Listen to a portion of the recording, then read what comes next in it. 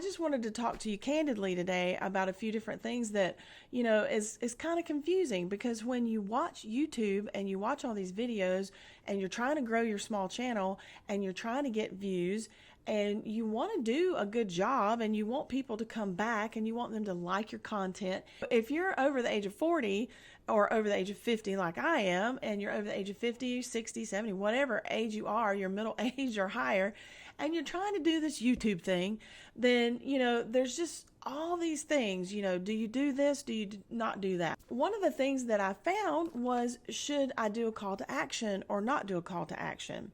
Should I advise people to do a call to action? What is a call to action? A call to action is where you tell people that you either offer them a service and you hope that they buy from it, which I don't sell anything on my channel.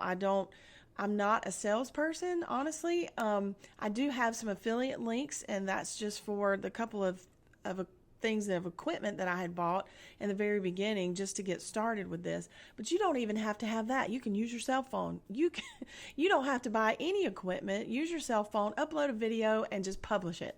And so that's just how easy this really is if you want to do this without, spending any money.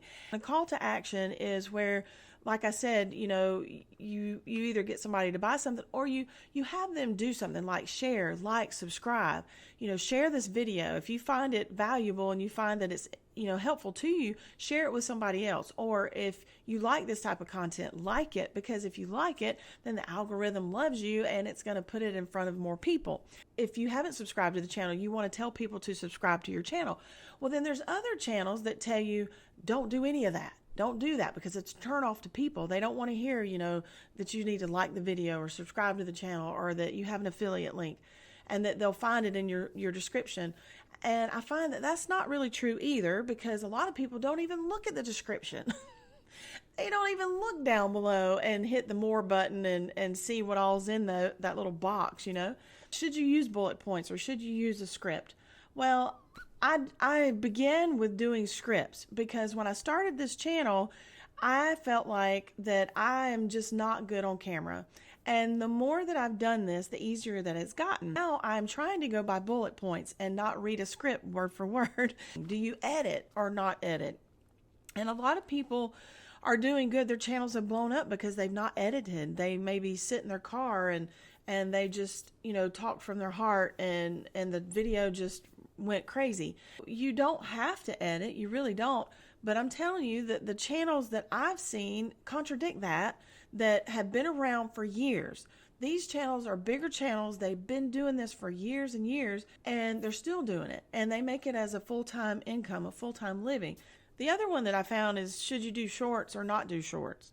And I'm just going to be quite honest, shorts has really not helped me. I did a few shorts in the very beginning and then I unlisted them. And I got some subscribers from it, but subscribers that are looking at shorts are not really always wanting to look at long form video. Long form video is what I really enjoy doing. If I can't convert people that look at shorts over to long form, then it's really not helping, because those shorts views don't help your watch time hours at all. So it doesn't go towards that. Your subscribers do, but the watch time hours don't. When you're trying to build your channel and you're trying to get to that 4,000 watch hour mark, then shorts really is not helpful. So that's the reason why I personally have found that they don't help. I stopped doing them, and then I thought, well, I'll try to do this again. And so I've done a few remixes of my videos, thinking that if I do a short remix on a long form video, that I could pull traffic over into the long form videos, and that hasn't really worked either. Then I got interested in watching these other videos and people telling me, well, you shouldn't do introductions, because if you do an introduction, it takes about 30 seconds and then people are clicked off and they don't even know what your video is about. So I was like, well, okay, maybe I don't need to do an introduction. And so I cut those out. And then watching these other channels, you'll see another channel pop up and you'll see that they do an introduction and they have hundreds of thousands of views. That's just really confusing to me. So I'm going to stop right here and tell you, my name's Melissa, and this is Money from Zero. And Money from Zero, I started because I wanted to show people that they could start their own YouTube channel with little to no investment. And you can eventually turn it into an income stream. There's people that started when I started my channel last year, and they have way surpassed me. Like, they are doing this regularly. They do it several times a week. They upload a video, and they're making several $1,000s a month. The other thing is chasing trends.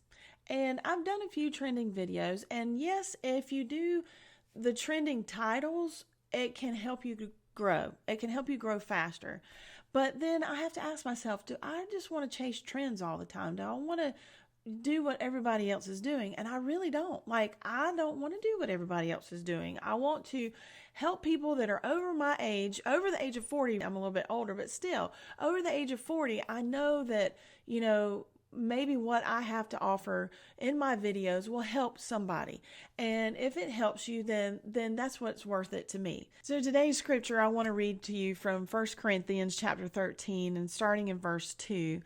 And if I have prophetic powers, and I understand all mysteries and all knowledge, and if I have all faith so as to remove all mountains, but I don't have love, then I'm nothing.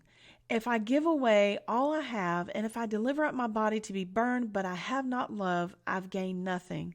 Love is patient and kind. Love does not envy or boast. It is not arrogant or rude. It does not insist on its own way. It is not irritable and resentful. It does not rejoice at wrongdoing, but rejoices with the truth. Love bears all things, believes all things, hopes all things, and endures all things. So I pray you have a blessed week, and we'll see you in the next video.